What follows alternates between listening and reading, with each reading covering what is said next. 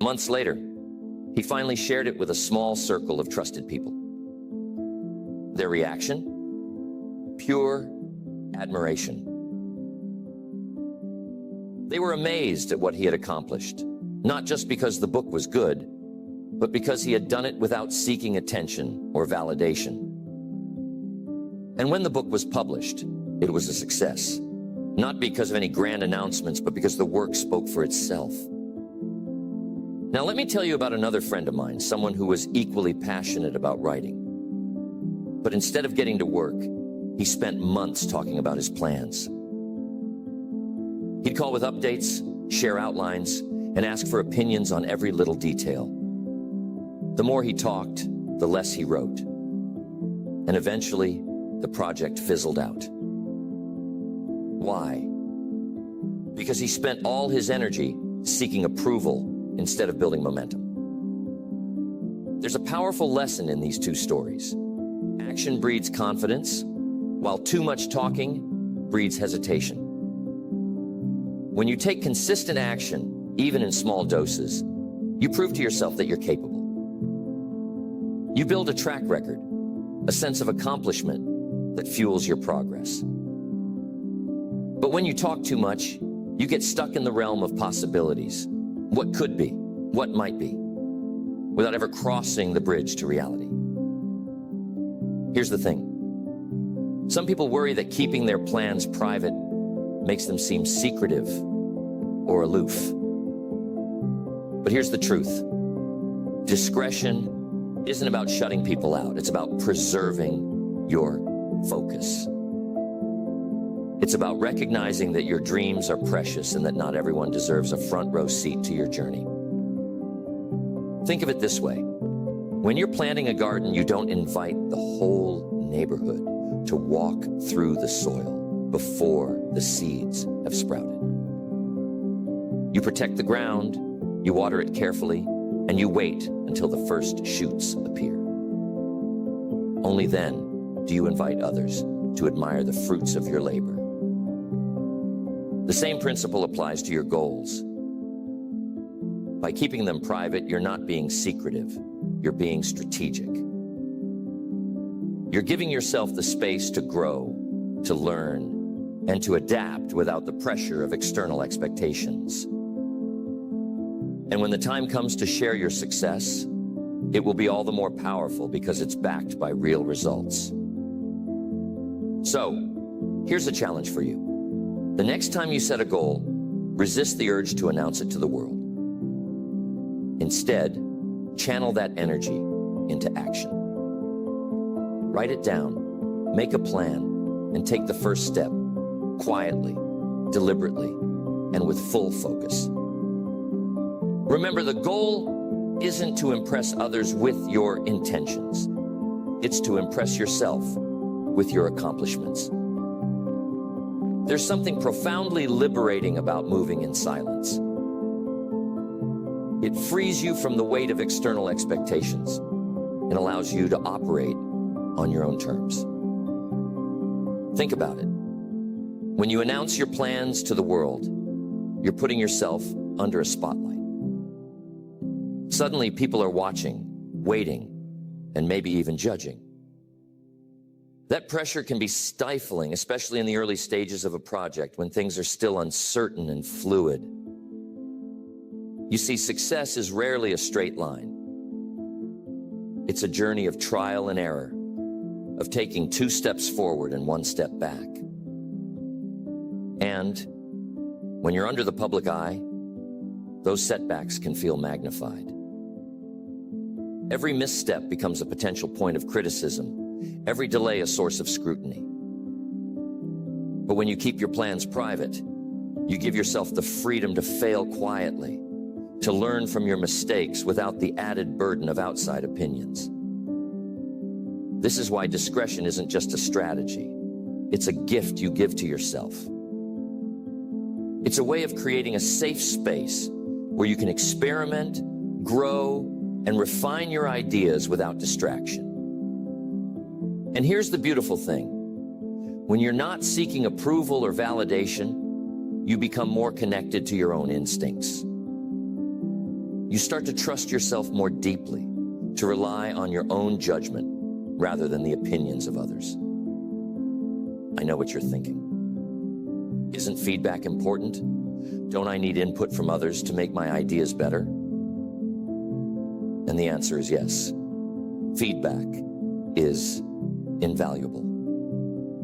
But it has to come at the right time and from the right people. Not everyone is qualified to give you constructive input, and not every stage of your journey is the right time to seek it. Early on, when your vision is still taking shape, it's better to focus on the work itself. Once you've made progress, once you've built something tangible, that's the time to invite feedback from people you trust and respect. I once worked with a man who was incredibly gifted at spotting opportunities.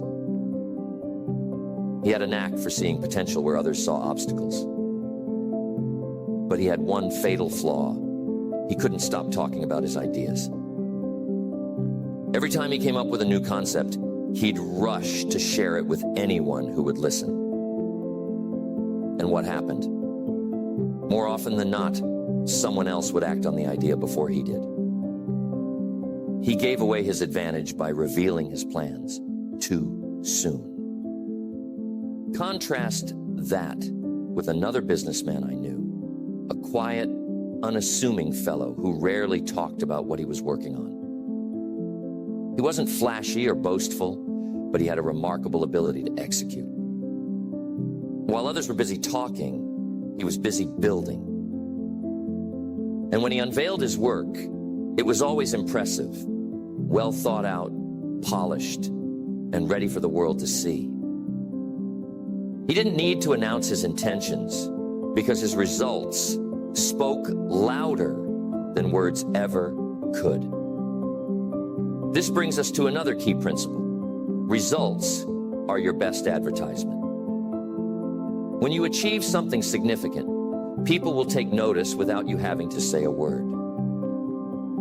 Your success will naturally attract attention, and that attention will be far more meaningful than anything you could have generated by talking about your plans prematurely.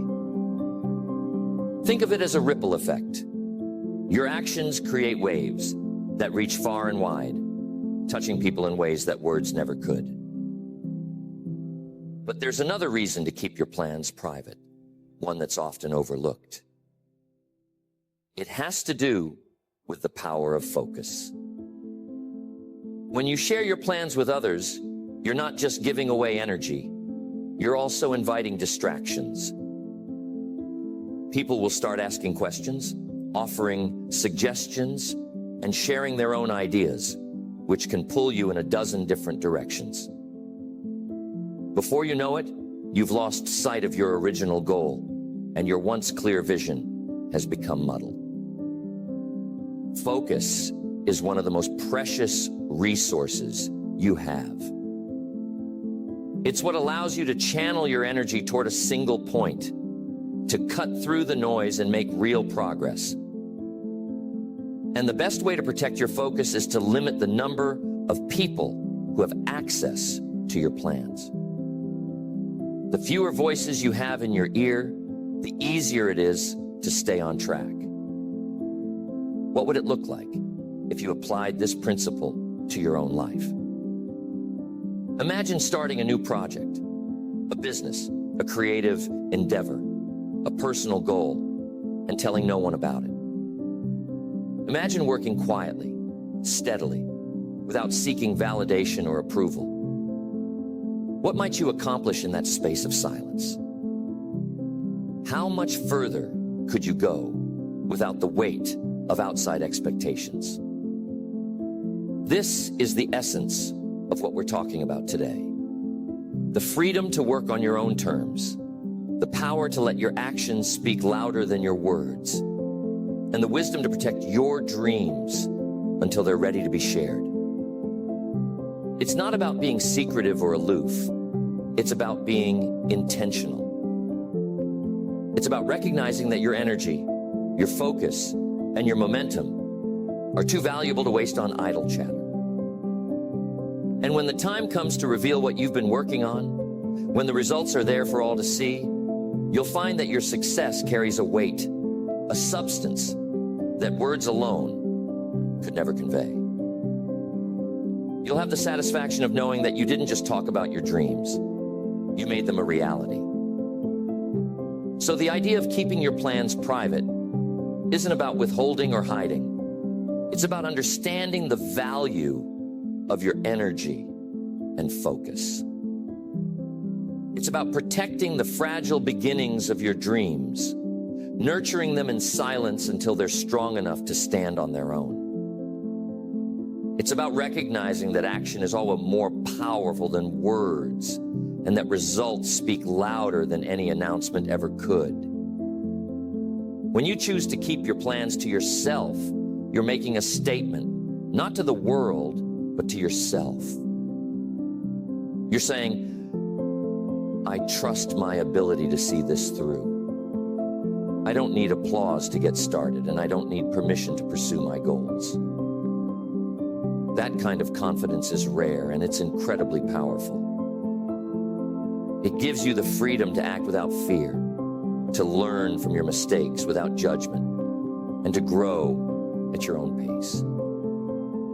And here's the beautiful part. When you succeed, you'll inspire others, not by what you said you were going to do, but by what you've actually done. Your actions will become a beacon, a reminder to others that real progress comes from focus, discipline, and quiet determination. You'll show them that it's not about how loudly you proclaim your intentions. It's about how steadfastly you pursue them. So, as you move forward from here, I want to challenge you to embrace this philosophy. The next time you set a goal, resist the urge to announce it to the world. Instead, write it down, make a plan, and get to work.